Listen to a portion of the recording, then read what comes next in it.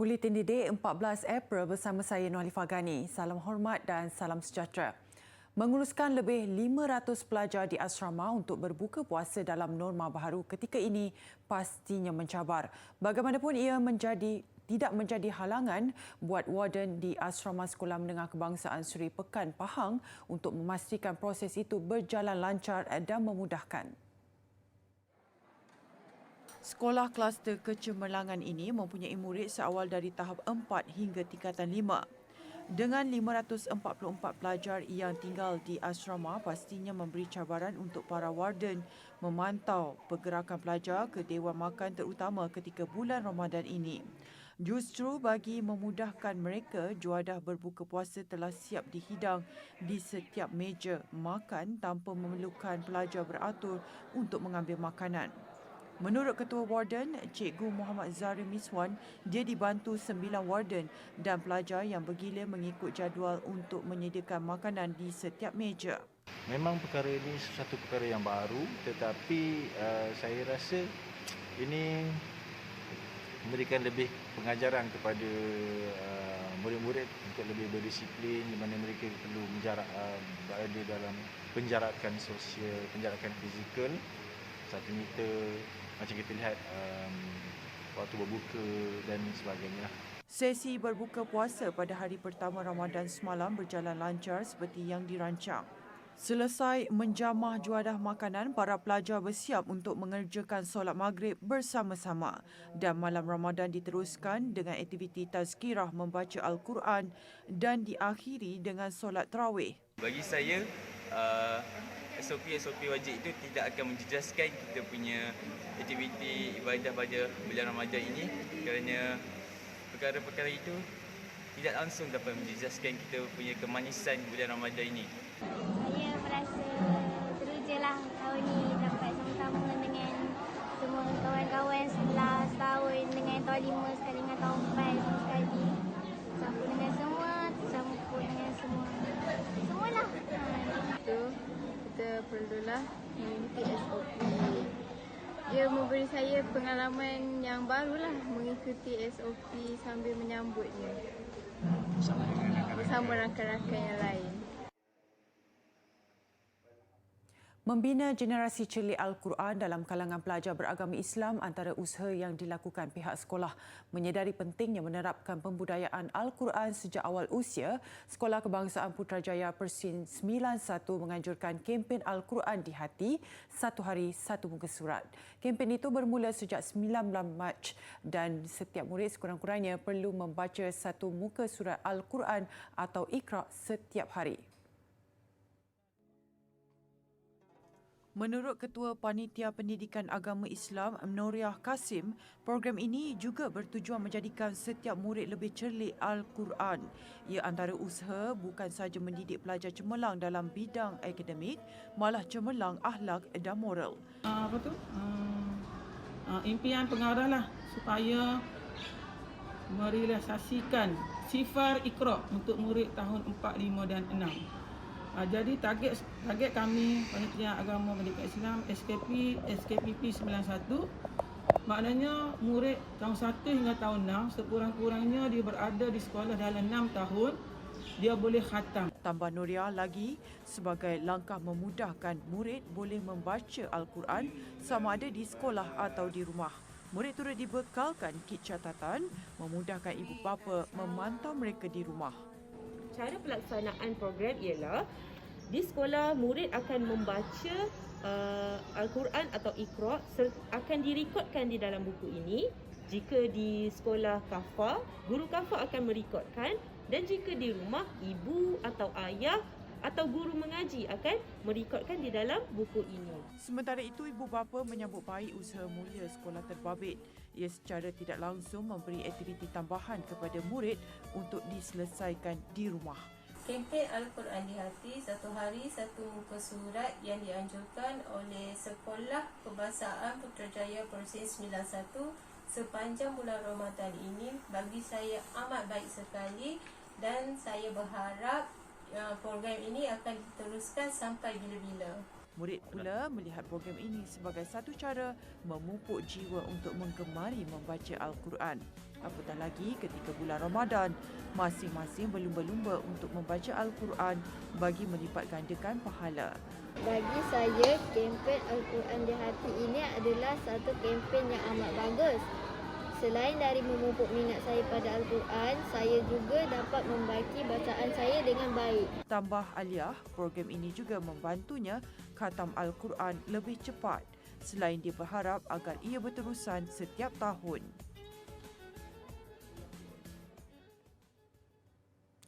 Keadaan hujan lebat dan ribut petir yang melanda di kebanyakan kawasan pantai barat Semenanjung ketika ini bukan perkara luar biasa atau cuaca ekstrim. Ketua Pengarah Jabatan Meteorologi Malaysia, Met Malaysia, Jailan Simon berkata, keadaan cuaca itu berikutan negara kini berada dalam fasa peralihan monsun yang kebiasaannya menyebabkan hujan lebat atau ribut petir untuk waktu singkat pada waktu petang dan awal malam. Jailan berkata dalam keadaan ribut petir, angin kencang boleh mencapai kelajuan melebihi 100 km per jam yang boleh menyebabkan pokok tumbang serta kerosakan pada struktur bangunan. Met Malaysia meramalkan keadaan cuaca tersebut akan berterusan untuk tempoh beberapa hari akan datang. Situasi cuaca itu dijangka berkurangan minggu depan. Beliau mengulas mengenai kejadian banjir kilat di beberapa kawasan di sekitar ibu kota semalam, susulan hujan lebat dan ribut petir yang berterusan sejak jam 4.30 petang. Banjir kilat itu menyebabkan kenderaan ditenggelami air serta kesesakan lalu lintas. Malah struktur bangunan termasuk gerai kemah peniaga, bazar Ramadan roboh dan cermin bangunan pecah akibat dibadai ribut.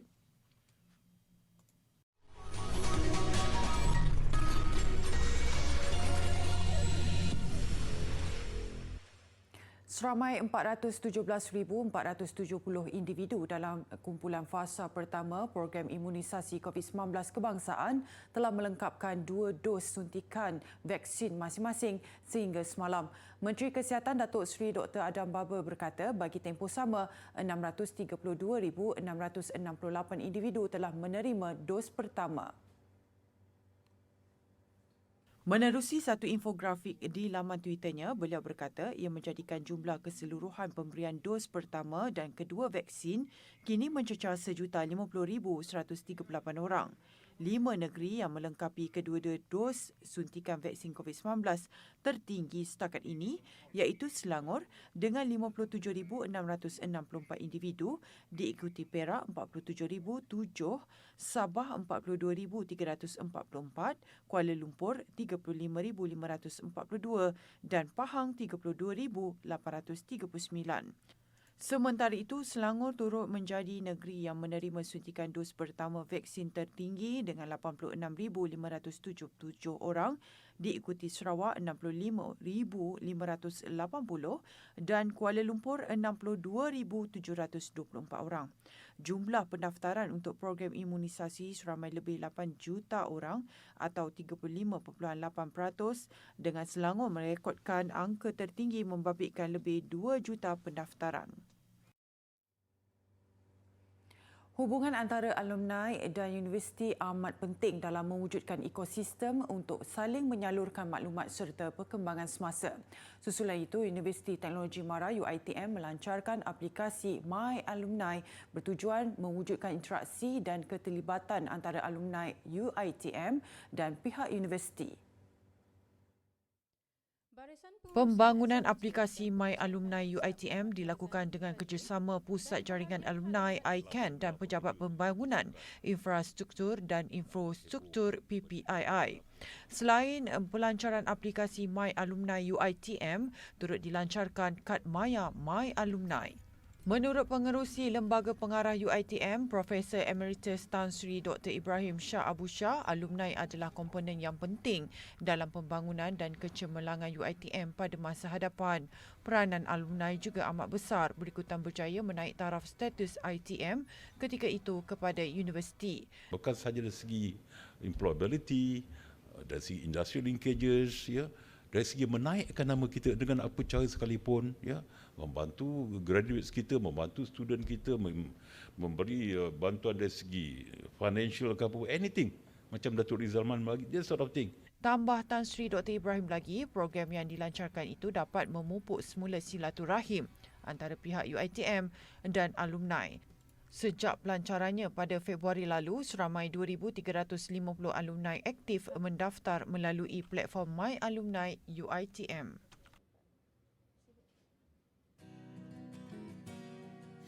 Seelok-eloknya berbuka dengan mengambil kurma kerana ianya mengandungi tenaga, serat, vitamin dan mineral. Kita juga boleh mengambil buah-buahan segar seperti tembikat ataupun betik bagi menggantikan kurma. Pelbagaikan jenis makanan seperti bihun sup, mi, nasi berserta ikan ataupun ayam serta sayur dan buah-buahan ketika berbuka puasa. Pengambilan air yang mencukupi juga sangat penting ketika berpuasa bagi mengelakkan dehidrasi.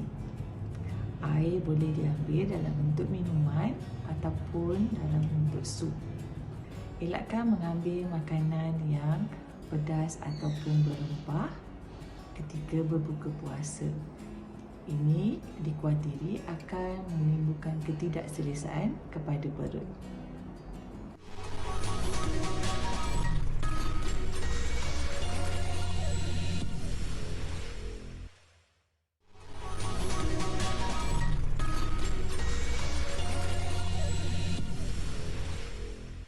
Bubur lambuk Masjid Jamik Kampung Baru merupakan juadah berbuka yang ditunggu-tunggu oleh orang ramai setiap kali tibanya Ramadan. Dan jika tahun lalu ia tidak dapat dilaksanakan kerana pandemik COVID-19, kerinduan masyarakat terhadap juadah itu bakal terubat apabila pengagihannya tahun ini mendapat kebenaran Majlis Keselamatan Negara MKN. Ia sudah pastinya berita gembira buat penggemar bubur lambuk tradisi yang berusia 100 tahun itu. Seawal jam 6 pagi, ahli jawatankuasa masjid sibuk menjalankan persiapan untuk menyediakan bubur lambuk. Bermula daripada penyediaan bahan hingga ke proses memasak dan pengedarannya akan dilaksanakan selepas selesai dibungkus. Sebanyak 15 periuk digunakan bagi memasak bubur lambuk tradisi ini untuk diagihkan kepada orang ramai dan ia mula diedarkan sejak petang semalam. Kita tidak pernah mengurangkan untuk jumlah periuk yang kita penyediakan. Kita tetap 15 periuk satu hari dan sepanjang satu bulan lah. Anggaran lebih kurang dalam 3,000 lah. 3,000 pengunjung yang datang beratur. Termasuk para jemaah yang keluar daripada solat asar tu kita akan. Proses penyediaan bubur lambuk mematuhi prosedur operasi standard SOP yang ditetapkan kerajaan. Proses pengedarannya turut dipantau oleh pihak Dewan Bandaraya Kuala Lumpur DBKL bagi memastikan penjarakan fizikal dilaksanakan.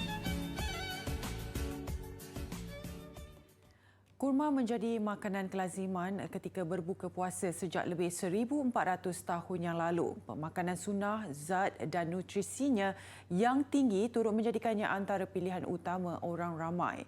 Melihat kepada permintaan dan sambutan yang tinggi, Festival Kurma selama 5 hari diadakan di Taman Botanikal Orman yang dilancarkan oleh Wakil Kementerian Industri dan Pertanian Mesir. Lokasi festival sebelum ini diadakan di Siwa namun dipindahkan ke Giza, Kahirah ekoran pandemik COVID-19. Festival kali ini, kurma diasingkan mengikut jenis dan warna. Malah terdapat barangan dan produk lain yang turut dipamerkan termasuk hasil ukiran kayu. حدث أول مرة يحصل وتشجيع لصناعة بلدك والتمور وإحنا أكتر الناس من زمان جدا مشهورين بالتمور فلازم نشجع حاجة زي كده بما إنها حاجة غذائية دخلت رمضان والتمر شيء أساسي على سفرة رمضان فكان لازم أجي وأشوف. Kebanyakan pempamer datang dari Mesir dan terdapat juga wakil dari beberapa negara Arab lain termasuk Jordan dan Libya. Mereka juga teruja menyertai festival kali ini kerana ia dianggap membuka laluan bagi mempromosikan produk jualan. الفكرة جت من هنا إن إحنا عايزين نقول للعالم إن مصر على الخريطة ومش على الخريطة بس ده على قمة إنتاج التمور. مشترك في المعرض عارضين من كل محافظات مصر وسيوة، الوادي الجديد، أسوان، كفر الشيخ، من كل محافظات اللي بتنتج تمور موجودين. وكمان عندنا إخوة من ليبيا ومن الأردن وتمور من السعودية. Menurut Pertubuhan Makanan dan Pertanian di bawah Pertubuhan Bangsa-Bangsa Bersatu, PBB, Mesir adalah negara pengeluar kurma utama dunia, diikuti dengan Arab Saudi dan Iran. Pameran Kenderaan NT Oldtimer Gallery 2021 kali ke-30 tarik perhatian ramai pengunjung di St. Petersburg, Rusia. Terdapat pelbagai model yang dipamerkan termasuk Rolls-Royce, sporty Bentleys dan Audi. Sebilangan kenderaan yang dipamerkan dalam keadaan yang teruk dan pelbagai usaha dilakukan dengan membaiki struktur luaran serta dalaman untuk menambah keselesaan. Contohnya Bentley yang dibina pada tahun 1936 ini. Semua komponennya agak baik dan hanya memerlukan pertukaran cat selain sedikit hiasan dalaman. Ini pula Moskvich 415 yang dibina pada tahun 70-an yang mempunyai prototipe kenderaan SUV. Jika anda peminat kereta antik buatan Amerika Syarikat, ini mungkin pilihan anda. Это Cadillac, 1959 год, Девиль. История его следующая. В мастерскую он к нам попал на реставрацию в 2016 году. Состояние его было, конечно, очень удручающее, но спустя год и 10 месяцев работы с ним он превратился вот в такого красавца, как вы видите.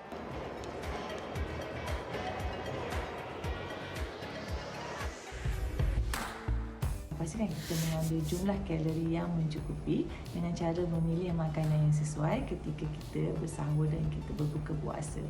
Amalan bersahur sangat penting, membantu membekalkan tenaga yang mencukupi untuk kita berpuasa.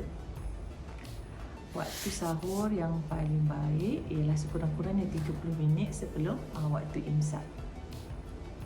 Kita digalakkan mengambil kumpulan makanan karbohidrat kompleks waktu bersahur seperti nasi, roti, biskut mi penuh ataupun oat. Dan juga makanan daripada kumpulan protein seperti ikan, telur, ayam dan kekacang. Makanan-makanan ini lambat dicerna dan boleh mengurangkan rasa lapar. Pastikan juga kita mengambil air dan buah-buahan yang mencukupi. Makanan masin boleh meningkatkan rasa dahaga. Oleh itu, elakkan pengambilan makanan seperti ikan masin, jeruk, belacan dan kicap sewaktu kita bersahur.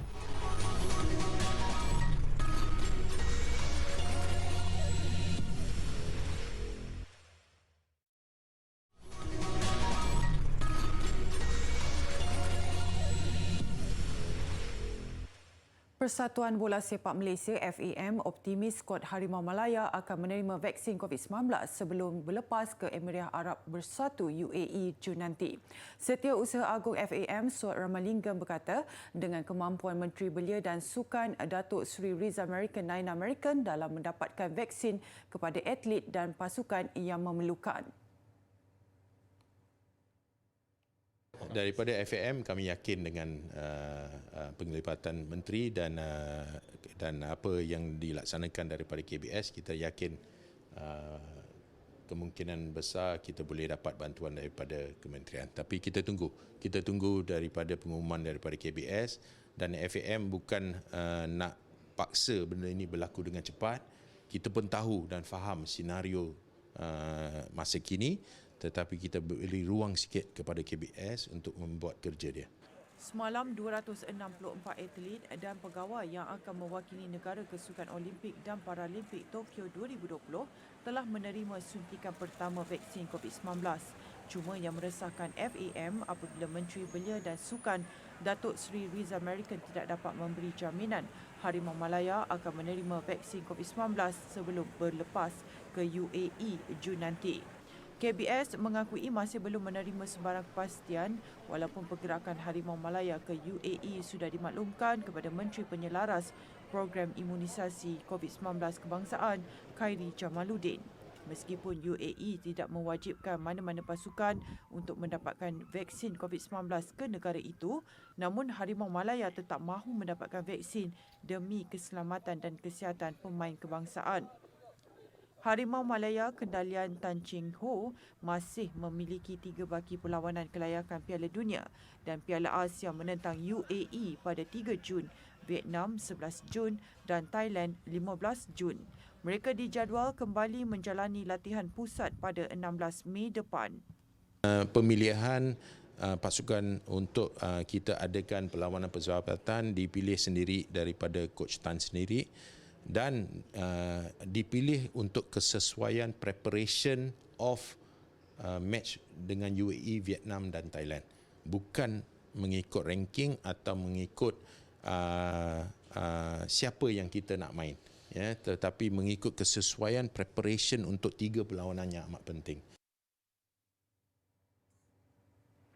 Bola sepak Liga Juara-Juara Eropah, juara bertahan Bayern Munich tersingkir apabila tewas kepada Paris Saint-Germain PSG meskipun menang 1-0 di tempat sendiri. Peraturan gol di arena lawan menyebelahi PSG dengan keputusan 3-3. Turut melangkah ke separuh akhir, klub England Chelsea walaupun tewas 0-1 kepada FC Porto. Awal pagi esok, tumpuan terarah kepada 2 lagi pasukan Liga Perdana Inggeris, Liverpool dan Manchester City. Tewas 1-3 di arena lawan, giliran Liverpool beraksi di arena sendiri menentang Real Madrid. Nampak sukar, namun motivasi skuad kendalian Jurgen Klopp tetap tinggi berbekalkan 1 gol di tempat lawan. Sementara itu, Real juga ke Anfield dengan moral tinggi selepas menundukkan Barcelona 2-1 dalam pertemuan El Clasico Liga Domestik. Gandingan Vinicius Junior dan Karim Benzema sekali lagi dijangka menjadi sandaran Zinedine Zidane menggempur kubu Liverpool dan pastinya Real tetap waspada kebangkitan Liverpool untuk dalam usaha terakhir ke separuh akhir. Dalam pada itu, Manchester City tetap waspada berdepan Borussia Dortmund pada satu lagi pertemuan kedua suku akhir. Sedar kelebihan agregat 2-1 bukan satu jaminan City dijangka menampilkan barisan terbaiknya, apatah lagi dengan keyakinan yang tercalar selepas dikejutkan dengan kekalahan mengejut 1-2 kepada Leeds pada aksi Liga Domestik. Dortmund pula dalam percubaan terakhir untuk terus kekal bersaing dalam kempen tertinggi Eropah. Dengan kedudukan yang terumbang-ambing dalam Bundesliga, hanya gelaran juara Liga Juara-Juara Eropah akan mengekalkan bintang-bintang utamanya, antaranya Erling Haaland dan Jude Bellingham menghadapi musim depan.